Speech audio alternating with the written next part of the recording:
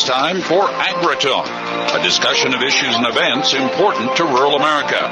Here's Mike Adams. Hello, everyone, and welcome to AgriTalk. We are in Lancaster, Pennsylvania, and we are here for the National Farm City Council Symposium, Agriculture, a Growing Story. You know, since 1955, the National Farm City Council has supported educational programming to build interdependence between rural and urban citizens. The President of the United States has annually proclaimed the week leading to and including Thanksgiving Day as National Farm City Week. Once again, this year, we are broadcasting from the symposium. We'll have our National Farm City Council luncheon here today in Lancaster, Pennsylvania, a very strong agricultural area.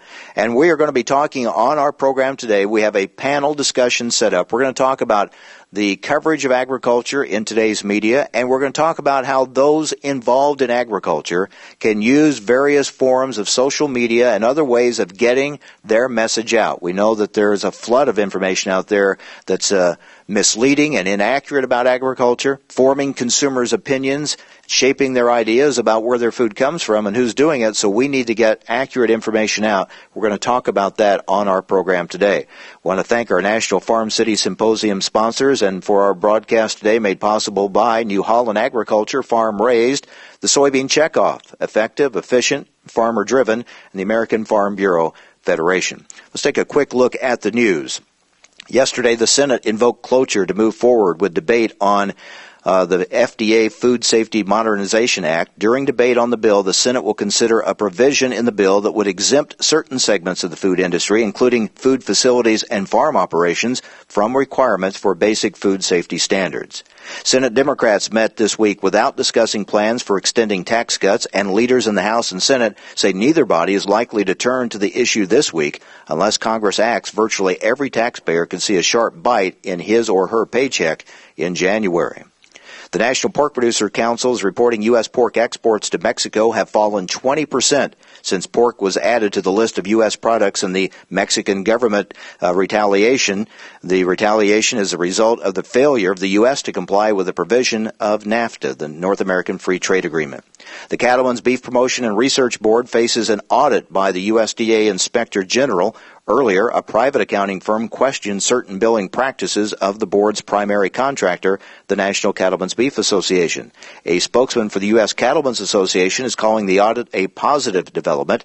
NCBA's CEO has told AgriPulse newsletter an audit is in the best interest of cattle producers. It will sustain and maintain confidence in the beef checkoff and NCBA. That's a check on the news. News brought to you by AuctionTime.com, your one-stop shop for heavy-duty trucks, farm equipment, and construction equipment this season. AuctionTime.com has no buyer's fees, no hidden reserves, and you can register for free. Save time and money by visiting AuctionTime.com today.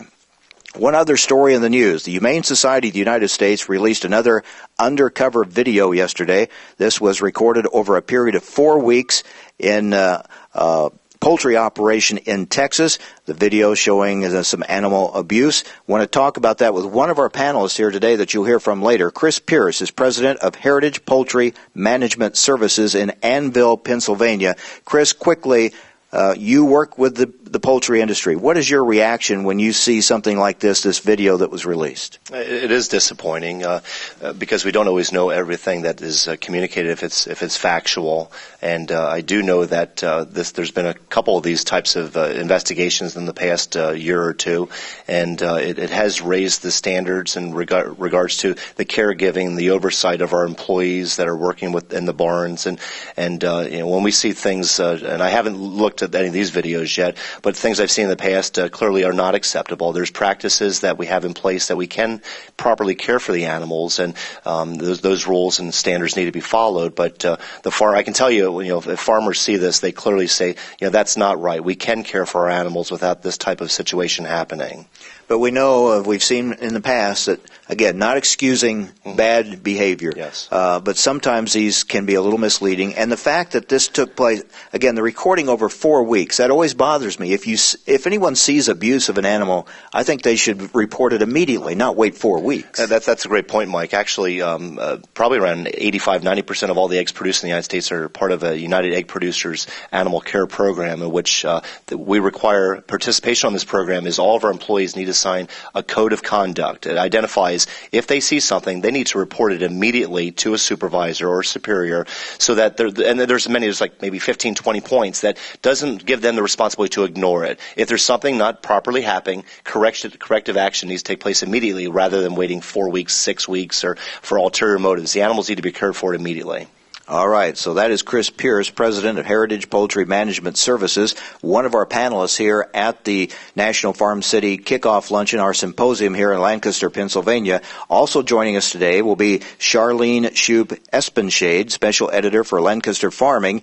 She's the special sections editor for a newspaper widely circulated in the eastern United States. She and her husband Matthew operate a dairy farm. She works closely with a number of urban journalists. We'll be talking about her role as a journalist and as a producer as well. We also have with us Chuck Zimmerman, board member for AgChat Foundation, one of the leaders in social media for agriculture. He'll be talking about how those in agriculture can use social media to get their message out. We talked with Chris Pierce. We're also going to talk with Jean Minapace, a retired attorney and consumer activist, talking about some of her experiences in looking at the cause of food prices, higher food prices, and going beyond the headlines that we so often see and hear. So we have a lot to talk about on our program today. Our poll question at agritalk.com: is the economy in your community better, worse, or about the same as the national economy? How are things right at home for you? Log on and vote at agritalk.com. We'll take a break. We'll come back. We have a lot of FFA members with us here in the audience in Lancaster, Pennsylvania. We'll be back and talk with you about getting agriculture's message out. That's next. Stay with us. This is AgriTalk.